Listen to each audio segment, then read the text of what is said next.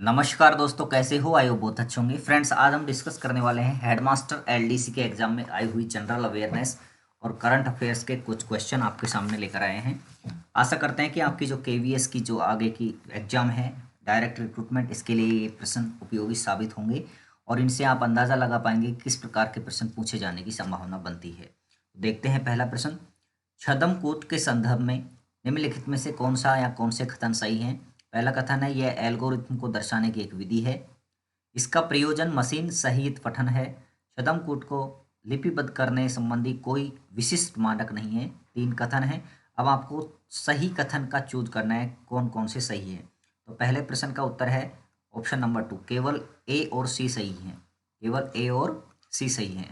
यह एल्गोरिथम को दर्शाने की एक विधि है और इसको लिपिबद्ध करने संबंधी कोई विशिष्ट मानक यहाँ पे नहीं है। ए और सी। नेक्स्ट क्वेश्चन देखते हैं। ऐसा नहीं है कि आपको सेम प्रश्न पूछे जा सकते हैं डायरेक्ट रिक्रूटमेंट में, लेकिन एक आइडिया ले सकते हैं हम किस प्रकार के प्रश्न यहाँ से पूछे जा सकते हैं। सूची 1 में दी गई विभिन्न मोबाइल नेटवर्क प्रणाली को सूची 2 में उल्लिखित विशेषताओं से सुमिलित करना है। 1G, 2G, 3G और 4G से संबंधित यहाँ पर आपके सामने स्टेटमेंट्स हैं और यहाँ पे आपको मिलाना है इनको। ठीक है, तो यहाँ पे सही जो उत्तर है ऑप्शन नंबर 3 है। क्या है? Option number 3। यानी कि ए से 3 को मिलाना है आपको। ए से किसको मिलाना है? 3 को मिलाना है। बी से 4 को मिलाना है। ठीक है, और यहाँ पे सी से 1 को मिलाना है और डी को यहाँ पे मिलाना है 2 से। तो इनको हम याद रख सकते हैं, क्योंकि 1G जो आया था शुरुआत में, तो इसमें तो एनालॉग में कॉलर और रिसीवर के माध्यम से आवाज़ के आवागमन में सिग्नल प्रयुक्त होते थे। 2G जब आया तो इसमें वॉइस कॉल हो सकता था, डिजिटल रूप से संचरित होते थे, एसएमएस सेवा मिलती थी। 3G में इसमें डिजिटल वॉक और डेटा दोनों सुविधा उपलब्ध हैं और 4G में बहुत सारी मल्टीमीडिया वॉक, वीडियो और बेतार इंटरनेट की सुविधा यहाँ पे उपलब्ध है। 5G आ रहा है और 5G में और भी स्पीड आपको यहाँ पे देखने को मिल रही है। तो इससे संबंधित प्रश्न पूछा जा सकता है। टेक्नोलॉजी का प्रश्न है एक तरह से देखा जाए तो। क्वेश्चन नंबर 3 देखो भैया। निम्नलिखित में से कौन सी वायुमंडलीय परत है जहां जलवायु एवं मौसम संबंधी सभी परिवर्तन होते हैं? तो ये तो बहुत ही सिंपल प्रश्न यहाँ पे दिया गया है, क्षोभ मंडल में, है ना। क्षोभ मंडल इसका आंसर है। नेक्स्ट चलते हैं क्वेश्चन नंबर 4। जीव वैज्ञानिकों द्वारा व्यवहृत द्विपद नामार्थ प्रारूप के बारे में निम्नलिखित कथनों में से कौन सा है? कौन से कथन सही है? जैविक नाम प्राय लैटिन भाषा में होते हैं और तिरछे अक्षरों में लिखे जाते हैं। जीव के नाम में पहला शब्द वर्ग को दर्शाता है, जबकि दूसरा संघटक विशिष्ट उपनाम को निरूपित करता है। वर्ग को निरूपित करने वाला प्रथम शब्द और विशिष्ट उपनाम को निरूपित करने वाला दूसरा संगठन बड़े अक्षरों से लिखे जाते हैं। तो यहाँ पर वही है, आपको नीचे दी गई कोटों में से आपको सही को चुनना है।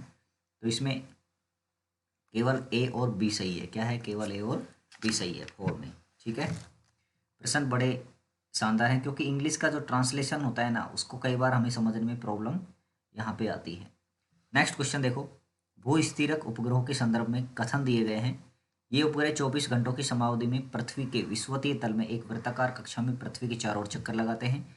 ये उपग्रह पृथ्वी के ध्रुवों के चारों ओर उत्तर दिशा में घूमते हैं, उत्तर दक्षिण दिशा में घूमते हैं। इन उपग्रहों की ऊंचाई पृथ्वी से लगभग 500 किलोमीटर से 800 किलोमीटर तक होती है। तो ये भी आपका शानदार क्वेश्चन है। इसका सही उत्तर होगा केवल एक सही है। केवल एक सही है यहाँ पे। ठीक है, ये वाला ऑप्शन यहाँ पे आपको सही है 5वां में। नेक्स्ट क्वेश्चन देखते हैं दोस्तों। स्वाधीनता के बाद भारतीय रिजर्व बैंक द्वारा अधिकतम मुद्रित नोट कितने रुपए का था, जिसका विमुद्रीकरण डिमोनेटाइजेशन 1978 में किया गया था? आपको पता है, मोरारजी देसाई की सरकार 1978 के समय डिमोनेटाइजेशन किया गया था और उसमें 1,000 का नोट, इसके अलावा 5,000 का नोट, इसके अलावा 10,000 का नोट ये बंद कर दिए थे काले धन को रोकने के लिए, ब्लैक मनी को दूर करने के लिए। ठीक है ना। तो यहाँ पे इसका सबसे बड़ा नोट यहाँ पे देखा है, अधिकतम मुद्रित नोट 10,000 रुपये का यहाँ पे बंद किया था। छठे का 4 ऑप्शन आ जाएगा। तो हो सकता है मोनिटाइजेशन से संबंधित प्रश्न यहाँ पे पुराना पूछा गया, आपके लिए नया पूछ लिया जाए, है ना। नेक्स्ट देखते हैं 7th। निम्नलिखित में से कौन सी स्वतंत्रता भारतीय संविधान के अनुच्छेद 19 के अंतर्गत एक मौलिक स्वतंत्रता नहीं है? तो आपने पढ़ रखा होगा, ये तो कॉन्स्टिट्यूशन का प्रश्न है। संघ निर्माण की स्वतंत्रता, किसी भी व्यवसाय को अपनाने की स्वतंत्रता, धार्मिक कार्यों को संचालित करने की स्वतंत्रता, भारत के भूभाग में कहीं भी मुक्त रूप से विचरण करने की स्वतंत्रता। सिंपल क्वेश्चन है यहाँ पे, धार्मिक कार्यों को संचालित करने की स्वतंत्रता वहाँ पे नहीं है 19 के अंदर। संघ निर्माण कर सकते हैं आप, व्यवसाय अपनाने की स्वतंत्रता है, भारत के भूभाग में कहीं भी मुक्त रूप से स्वतंत्र विचरण कर सकते हैं आप। तो यहाँ पे option number 3 is wrong. Next question देखते हैं दोस्तों, निम्नलिखित में से कौन एक यूनानी विद्वान नहीं है ना, कौन सा है जो यूनानी नहीं था? ऑप्शन है आपके सामने, यूक्लिड, प्लेटो, जरथुस्ट्र और अरस्तु।